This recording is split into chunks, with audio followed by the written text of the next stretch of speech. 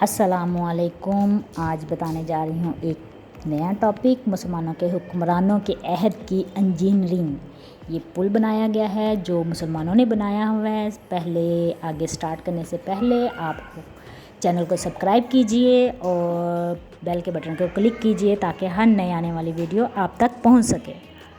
मुसलमान के अहद में इंजीनियरिंग, आबपाशी, फ़न तमीर, बर्तन साजी, चमड़े, लोहे, कागज़ और बारूद साजी की सनतों ने बहुत तरक्की की। मुसलमान हर काम में आगे थे।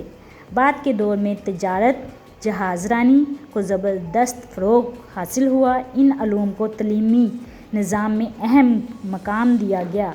सारी इस्लामी दुनिया में इन अलूम की बड़ी बड़ी तलीम गाहें कायम की गईं। दुनियावी अलूम को हासिल करने और इन्हें तरक्की देने में मुसलमान उलमा ने बड़ी अहम खिदमात अंजाम दी हैं।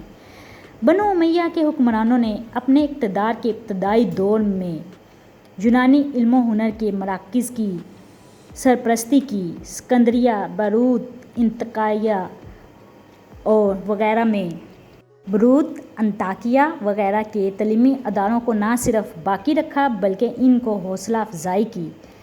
करतबा में वादी कबी के दरिया और बनाया गया पुल करतबा का ये अजीम पुल उमवी खलीफा उमर बिन अब्दुल अज़ीज़ के हुक्म पर इंदलस के अमीर असमी मालिक खुलानी ने 101 में बनवाया था।